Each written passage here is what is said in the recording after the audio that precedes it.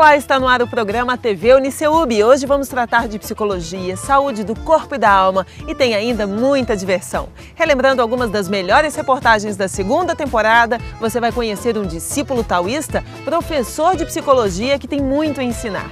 Em estúdio vamos falar sobre conflitos geracionais entre pais e filhos. E ainda o projeto de rádio Vibe FM, que está animando a cidade. Feel the vibe! O programa TV Uniceub está começando agora. José Bezerril é professor de psicologia. Ele tem uma trajetória de pesquisa que engloba áreas bem diferentes, como a história, a antropologia e a própria psicologia.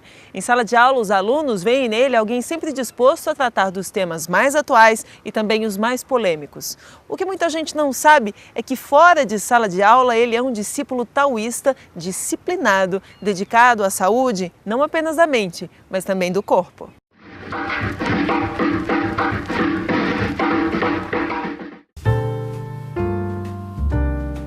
Eu não sou psicólogo de formação, né? Eu vim da história, depois eu passei pela antropologia e quando eu iniciei minha carreira docente, eu já comecei a trabalhar diretamente no departamento de psicologia, né? Eu acredito que tem uma contribuição recíproca bastante interessante entre as duas áreas, né? Não dá para pensar os fenômenos da subjetividade sem prestar atenção na cultura, mas a cultura sempre acontece em pessoas vivas, né? Ela não é um fenômeno impessoal. Ela é um fenômeno que depende também das experiências singulares, né? E é nessa linha que eu tenho trabalhado todos esses anos, né, buscando interlocução entre as duas áreas. A nossa maneira de sentir, de perceber as coisas e nos relacionar, ela não é só nem é só uma característica pessoal, digamos assim, de personalidade, nem ela é simplesmente um efeito do mundo que a gente vive, né, da nossa sociedade, da nossa época, das nossas ideias, crenças. Essas duas coisas acontecem ao mesmo tempo. Uma coisa que eu gosto de discutir é o tema do efeito dessas novas tecnologias de comunicação, internet, telefone celular, redes sociais, sobre a subjetividade contemporânea, né? Tem toda uma forma da gente organizar nossas relações com as outras pessoas, os nossos afetos, né? Manter contato, obter informação, circular informação, que é diretamente relacionado com o impacto dessas tecnologias. E de alguma maneira também a maneira de sentir mudou, né? Toda a questão do público e do privado, né? Do que era pessoal, que ninguém devia saber, ou poucas pessoas próximas podiam saber, e do que hoje voluntariamente nós disponibilizamos, por exemplo, num perfil de rede social. Isso, para mim, indica uma mudança nas sensibilidades, né? Na maneira que a gente percebe as coisas. Eu acho que é um aspecto importante se a gente pensar as teorias clássicas em psicologia, elas foram escritas numa época em que esses assuntos nem existiam, né? Os teóricos fundadores que os meus alunos estudam quando estudam teoria de sistemas, histórias da psicologia, eles nunca viram isso. Então, quando a gente discute como fazer psicologia no Brasil hoje, uma das contribuições das ciências sociais seria trazer esses assuntos bem atuais para uma reflexão crítica. Quando eu concluí meu curso de História, eu tive vontade de me aprofundar na antropologia, que era a área que eu tinha feito iniciação científica, né? E naquele momento, em ambos os casos, eu estava estudando religiões, era o meu tema principal. Eu estudei no doutorado a tradição taoísta, e aí eu queria fazer uma etnografia, né, uma pesquisa clássica antropológica, numa escola taoísta, e aí, considerando as nossas condições também de realidade de pesquisa no Brasil, uma escola que estava no Brasil. A escola que eu estudei era uma escola que juntava medicina tradicional chinesa, artes marciais internas, como o Tai Chi Chuan, e práticas de meditação. Então, o que me chamou primeiro para o taoísmo foi essa coisa interessante, né? Uma tradição espiritual que tem um investimento no conhecimento do corpo, né? Uma tradição na qual a saúde é importante, na qual a consciência corporal é importante.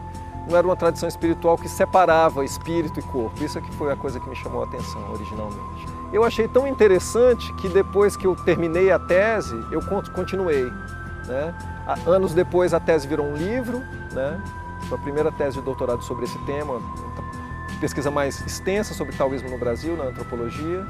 De outro lado, eu fui me aprofundando nessa prática de tal maneira que eu comecei também, primeiro a compartilhar essas práticas com colegas de escola da cidade, e depois eu comecei a ensinar também. Eu fui buscar a permissão do mestre, dos meus professores, para para poder ensinar isso publicamente, oficialmente.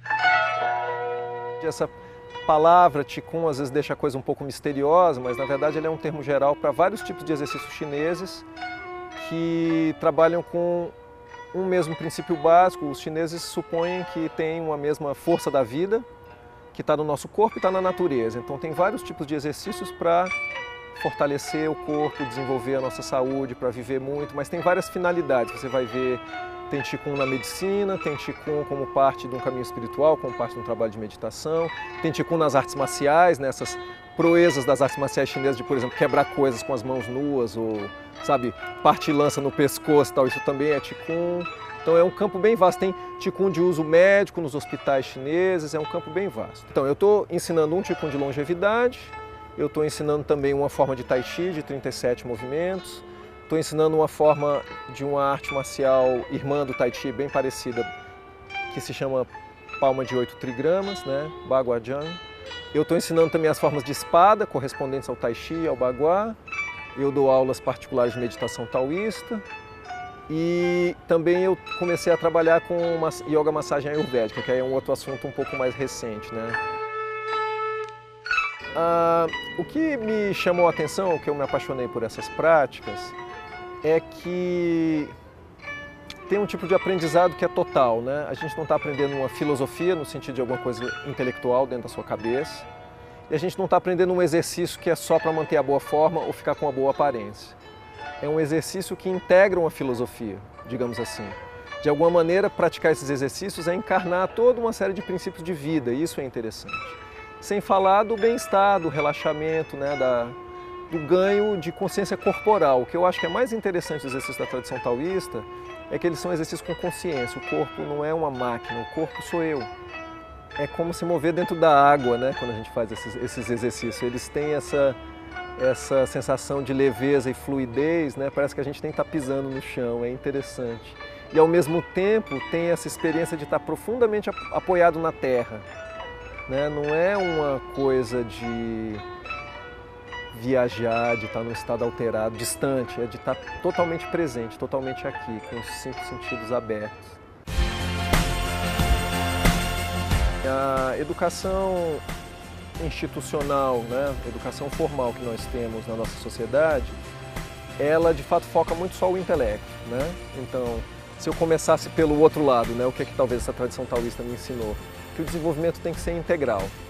E é uma coisa que eu gostaria que acontecesse também quando eu trabalho no ambiente universitário, né?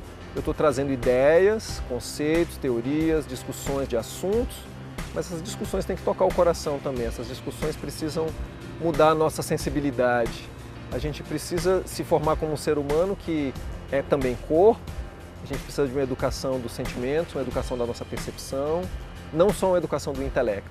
E de outro lado, né, toda a disciplina intelectual de pensamento organizado que eu aprendi em uma formação acadêmica, me facilita muito sistematizar esses conhecimentos taoístas para o meu próprio uso e também para eu ensinar. Às vezes, pais e filhos precisam conversar mais, ouvirem e serem ouvidos. No próximo bloco, a gente entrevista um psicólogo especialista em família para tratar das desarmonias no lar. A gente volta já.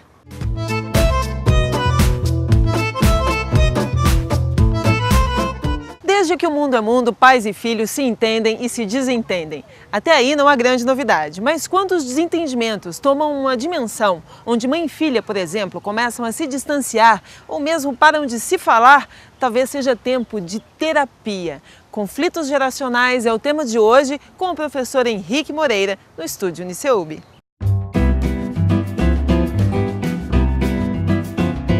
Assim como a maioria das instituições, a família mudou. E essas mudanças, provocadas principalmente pelos novos arranjos sociais, como a emancipação feminina, a percepção de que o tempo passa cada vez mais rápido e a presença constante da tecnologia, fizeram com que o ambiente familiar se transformasse num espaço de conflitos e desentendimentos. Para entender esses novos desafios e explicar de que maneira os conflitos podem ser superados pelas famílias, convidamos o psicólogo e psicoterapeuta João Otávio Leal de Souza, formado pelo Uniceub e especialista no atendimento de adolescentes e casais. João, obrigado por sua presença, é um prazer tê-lo aqui conosco. Sim, muito obrigado. João, como perceber, quando é que a gente percebe que o conflito familiar já se instalou e que aquela família precisa de ajuda? Sim, eu acho importante nessa pergunta, né, primeiro situar que o conflito ele é algo natural de qualquer dinâmica familiar, né? Onde há uma família, onde há um grupo reunido de pessoas conectadas afetivamente umas com as outras, é inerente que o conflito ele seja um dos aspectos dessa relação, né? Agora, pensar numa demanda por um atendimento, uma psicoterapia, uma intervenção, né, seria pensar num sentido de um certo desdobramento desse conflito, né? Ou seja, de que maneira, a que ponto esse conflito chega? Porque o conflito ele pode vir como um processo de aprendizado, né, muitas vezes do embate entre as diferenças, né, das pessoas, dos membros da família, mas no momento em que esse conflito ele se cristaliza, ele se enrijece, né, num processo que pode durar muito tempo, né, ele começando a deteriorar as relações familiares e consequentemente até adoecer as pessoas, né, aí a gente estaria falando de um que seria um aspecto do conflito nocivo, né, na família. Dessas mudanças todas que a gente já mencionou, que aconteceram, né, nas relações sociais, qual que você considera que teve maior impacto e que contribui mais? Porque antigamente a gente falava de conflito de gerações, né? Em que a gente tinha uma percepção diferenciada de mundo, né? A geração dos nossos pais. Hoje essa diferença já não é tão gritante, mas ainda assim há razões para isso. Quais são as razões principais? Então, eu considero essa pergunta muito difícil, assim, porque eu acredito que tiveram aspectos, né, no século passado, né, acontecimentos históricos, processos culturais que afetaram profundamente a estrutura familiar, né? Então, acho que fica até complicado escolher um deles, mas se eu fosse selecionar um que eu acredito que tem uma importância muito relevante, por exemplo, o questionamento dos papéis de gênero, por exemplo, né? Eles, eu acho que trouxeram um forte impacto nas dinâmicas familiares, né? Porque antes eram papéis muito bem definidos, né? Isso, do homem como um provedor, né? De certa maneira distante, afetivamente, né? Que estava ali para trazer o dinheiro e o sustento para casa, e a mulher dentro daquele papel muito bem definido também de dona de casa. Mas as transformações que chegaram no século passado com o feminismo, com o questionamento da estrutura patriarcal da sociedade, né, e com esse enrijecimento dos papéis de gênero, levou as mulheres, por exemplo, né, elas saem, elas fazem os seus mestrados, seus doutorados, seus pós-doutorados, estão trabalhando, estão tendo outros projetos que não aquele da família, que era naturalmente, né, relacionados a elas, né, de ter um sonho de ter filho, de casar, e elas estão hoje, de certa maneira, assim, com um espectro de possibilidades tão amplo quanto dos homens, por exemplo. Agora, como é que fica essa dinâmica, por exemplo, quando do mesmo jeito que elas estão saindo de casa para se realizarem de outras formas, que não na maternidade, como é que fica a inserção do homem dentro de um projeto de paternidade diferente do que era no passado, por exemplo? Onde se troca mais fralda, onde se dá mais banho, onde se passa mais tempo, né, quantitativamente e qualitativamente com essas crianças. Então eu percebo como terapeuta de casal, assim, e até na terapia individual, que se traz muita demanda de família, como esse tipo de conflito chega, né? A mulher, às vezes, eu trabalho, estudo, chego em casa, eu preciso fazer janta, cuidar dos filhos, porque ainda me parece ser um pouco difícil para os homens. Conflito, né? Sim, bastante. Desentendimento. Um dos fatores, né? Existem outros ainda, assim. João, deixa eu te perguntar uma coisa. Nós estamos vivendo um tempo muito violento, né? A violência é algo presente e constante hoje na nossa vida. Os conflitos familiares, de alguma forma, eles se alimentam dessa violência ou eles, de alguma forma, também propiciam essa violência? Sim, eu acho que, em determinado contexto, acho que as duas afirmações fazem sentido, né? Eu acho que, a violência é um fenômeno extremamente complexo, né, que tem várias dimensões, vários aspectos, né, de se manifestar, né, a violência física, né, a violência econômica, a violência social, a violência moral, né? Então é um conceito discutido na filosofia, na antropologia, né? E eu acho que o papel da família dentro desse contexto, como você colocou, trazendo de novo aquela ideia de que o conflito é inerente a qualquer processo, né, familiar, qualquer sistema familiar, eu acho que vai depender do conflito, sabe? É um conflito um conflito pautado, constituído muito pela violência, eu acho que, bom, ainda mais para uma criança que se desenvolve dentro de um contexto familiar onde os conflitos são vivenciados com muita violência, aquilo pode impactar o desenvolvimento dela e influenciar um futuro, né, comportamento criminoso, por exemplo, mas ainda assim é uma questão de cada caso em particular, porque não há determinantes, né, que um lar violento vai produzir pessoas violentas, né, mas é possível se criar uma correlação. Então, nesse raciocínio, seguindo aí, a gente sabe que um grande gerador de conflitos são as individualidades, né? As diferenças, né? Sim. Como é que faz? Como é que a família faz para respeitar isso? Como é que se respeita o outro como indivíduo num ambiente familiar e que às vezes os interesses não são os mesmos? Sim.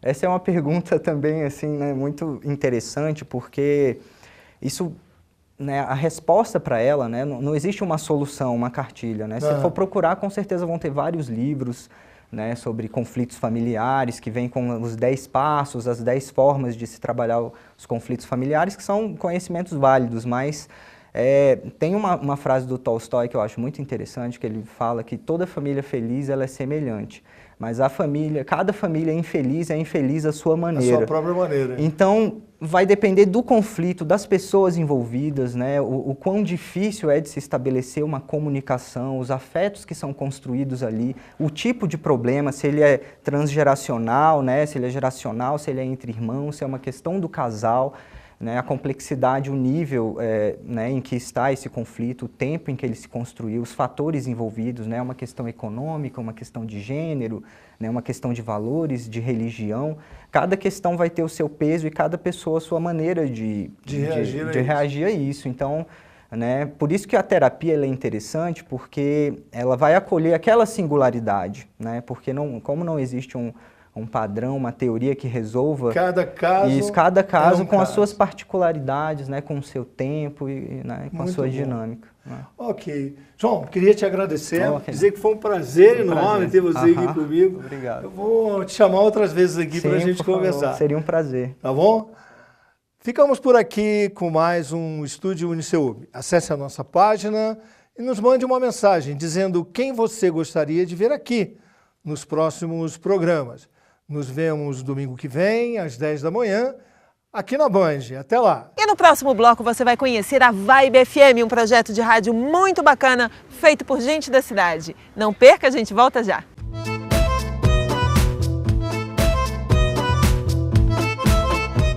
Dois ex-alunos de comunicação do Uniceub estão com um projeto muito bacana. O Vibe FM Brasil é um projeto de rádio, mas que vai muito além disso. Quem explica melhor pra gente são os pais da criança, Leandro Bezerra e Johnny Luna. Veja só.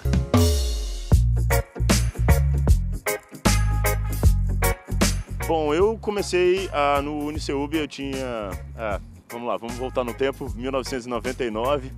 E aí, logo no primeiro semestre eu consegui um estágio numa rádio aqui em Brasília e era completamente apaixonado por rádio.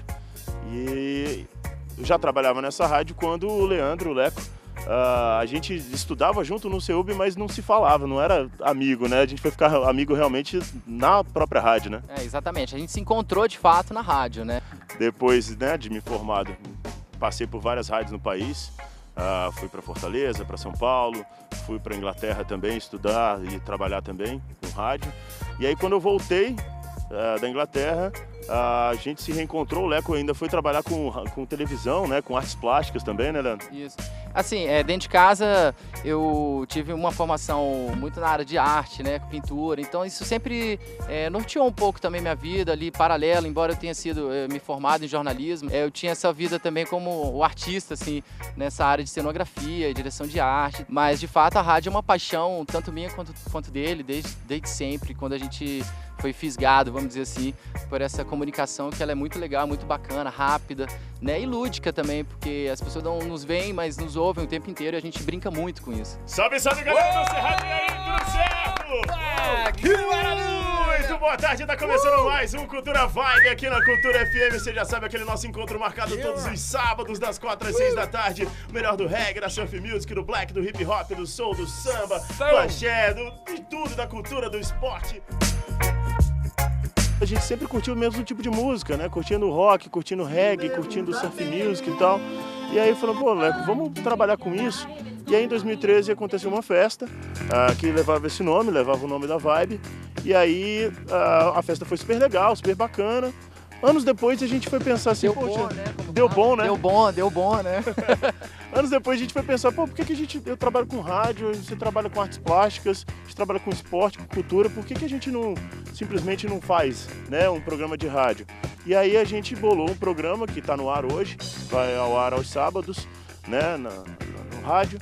E o programa fala sobre basicamente tudo, né? Fala sobre rock, reggae, surf music, black, hip hop e traz os artistas e músicos e atletas da cidade, né? Justamente, a gente uniu o que era agradável pra gente, né? Que era estar dentro desse circuito cultural de Brasília e a nossa amizade. Cara, o camarada que canta em 8 bandas. Ele canta em 8 bandas. Em 3 línguas. 8. Até em javanês, hein? Dá uma olhada. Javanês, rola umas músicas em javanês mesmo? O cara é bom, velho. O cara é bom pra você ter ideia, né? Camarada que é figura carimbada num dos pubs mais sensacionais dessa cidade, o Velvet, ali na 102 Norte. Marcelo Raro, senhoras e senhores. Muito bom. E aí, Raro? Obrigado, cara. Um prazer enorme estar aqui. Já há muito tempo queria ter vindo aqui, da outra vez também não deu. Agradeço muito de coração, é um prazer, também sou fã de vocês. Bom, a Vibe, ele é um projeto de lifestyle, né? Ele não é só um programa de rádio, ele é um projeto de lifestyle. Ele inclui os merchandisings que a gente tem, que são bonés, camisetas, chinelos, adesivos, enfim, todo o material de merchandising. E a gente, lógico, produz esses produtos para poder bancar o nosso próprio sustento, porque existem, lógico, a produção do programa da rádio, existe um aplicativo, né? Um aplicativo que chama Vibe FM Brasil, um aplicativo que é gratuito no seu smartphone ou tablet, você pode baixar aí na sua loja de aplicativos. E o mais interessante é que tem gente do mundo inteiro ouvindo o programa, isso é bem legal. Acaba que hoje a gente tem ouvintes na Alemanha, nos Estados Unidos, no Japão, na Romênia, na Bulgária, na Sérvia. República Dominicana, quem diria? E também no Japão.